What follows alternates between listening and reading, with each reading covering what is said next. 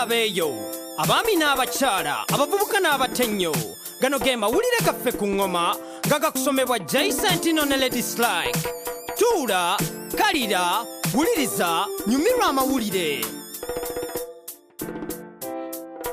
Obukadde bw'abantu mu nsi yonna bali mu kwetegekera ebikujjuko by'omwaka nga balindiridde okubinuka n'okupayuka mu nkola ey'okwesoga omwaka omujja. Okuva ku biriroliro ku ntindo za Waterloo ne Westminster ewamu ne ku mugga gwa Thames mu Bungereza okutuuka bukadde bw'empapula obusuulibwa mu bbanga ku binu bya Times Square mu America. Yogayoga ku bivulu by'omuggunda mu kibuga kya Berlin omuli omwoleso gw'amataala. Paka ku bivulu ebitegekebwa mu kifo kya Red Square mu nsi ya Russia. Mu nsi ya Scotland olusooka omwaka lukuzibwa okumala ennaku 3 egy'omuddiringanwa ng'ebikujjuko bitandika nga 3 Desemba n'okukumba n'amataala. Olwo abantu ne beeyiwa mu mugga gwa Forth ogunnyogoga ku lunaku olusembera ddala wabula teri nsi esinga Dubai kutegeka bivulu bya biriroliro. Era omwaka oguyise yakoleza ebiriroliro 50 mu kiro olwo neeyingira mu kitabo kya Guinness eky'ebyafaayo olw'ekikolwa kino. Omusale gw'omwaka omupangirire gwe gwakomereza ebikujjuko bino ekibuga kya Kampala nakyo kyetegese okubwatula ebiriroliro awamu n'okwebaza omutonzi mu bifo ebiwera ekifuusa kalombolombo k'olunaku luno mu nsangi zino. Newsbeat ebaagaliza omwaka gw'enkulaakulana n'emirembe.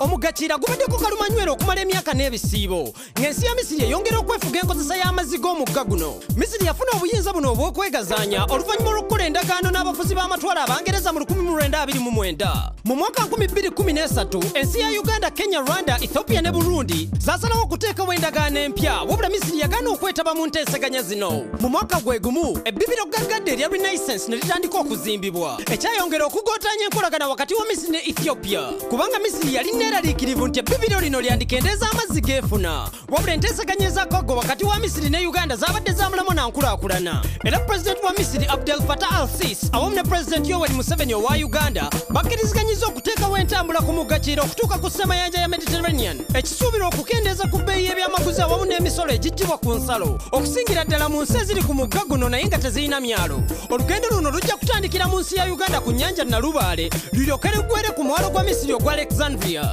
Akakiiko era kaateekebwawo ensi zombiriri okusobola okukola ku pulojekiti z'ebyenkulaakulana ng'amazzi, amasannyalaze n'ebyobulimi.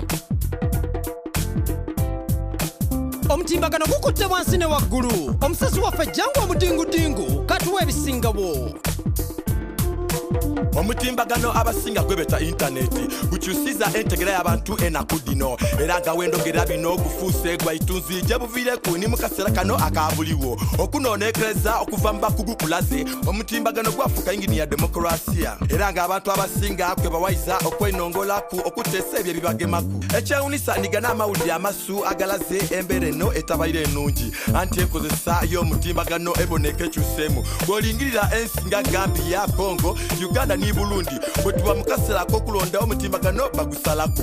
Aye olw'okuba tulina enkola ya VPN ku intaneti kyayisaana okuba twena luuzi ne yatutaasa. Mu Tanzania eriyo gakeesa ku mutimbagano gwe bagemye ekiviireku abantu abasinga okweraliikirira ino. Maxence Mero nga n'omukuba batandikawo jami omukutu ku mutimbagano gwe bakozesa okwatuza okwolesa obukenenuzi obuyitire mu baana b'abafuzi yadde emyokuwayo baine bakola nabo mu jami era ate yasibibwa mu muzeko gw'okumala olunaku lulamba. Obwibi ku mutimbagano buswise babwogeireku bulikolebwaku bwe banakugema yudde abawayizaaku wayire ng'omutimbagano gusaana akozesa mu bwerufu abantu bo bakuba abayidde okola kye beeyendera era nga kiboneka gavumenti y'e Tanzania erina bangi beekoseiza. Nsigaire nga ninze Jango Omudingudingu nga mbawezeza ku Newsbeat.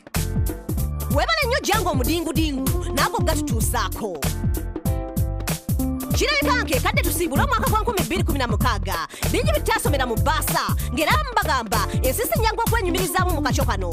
Wetwogerera Trump ye mukulembeze wa Amerika olw'obukodyo bwe obungi bw'atyo bwe yawangula Clinton. Emisango ku mutimbagano gyeyongedde okwetooloola ensi yonna ng'era ababbi ku mutimbagano bagyetala. Abamu bagamba 2016 gubadde mwaka gwa njawukana okugeza ng'abo batambuze ewamu n'amawanga amangi agali mu kunyweza ensalosalo zaago. UK eyagala kuva mu kago gw'amawanga era ne Scott eyagala kweyawula ku UK. Buli omu yeeyagaliza obulamu obulungi okusobola okuwulira ku birimba ebipya. Omutimbagano ne tekinologiya bifudde ensi entono ddala ng'era kirabika abamu tebalina kye beeyongeddeko. Era tunaatera okwambala smart glasses ewamu n'okuvuga emmotoka z'ekisiikirize ezeevuga zokka. Bangi bamala obudde mu nkola emanyiddwa nga virtual reality naye ne beerabira nti waliyo enkyukakyuka mu mbeera y'obudde. Katusuubire nti 2017 gunaaba mwaka gwa ndowooza ewamu n'okukkiriza ensobi zaffe okusobola okuzigonjoola. Ago ge gabadde amawulire gaffe ku ngoma n'olulala tuula owuliriza amawulire amalala agookya. sigadde nze Jay Sentino ne Lady Slike. Gano ge mawulire ku ngoma, wulira amawulire. Tuula, kalira, wuliriza, goberera okuva mu studio mpaka ku street. Ge mawulire. Goberera engoma, goberera engoma, goberera engoma. Yes, goberera engoma. Goberera engoma, goberera engoma, goberera engoma. Yes, goberera engoma.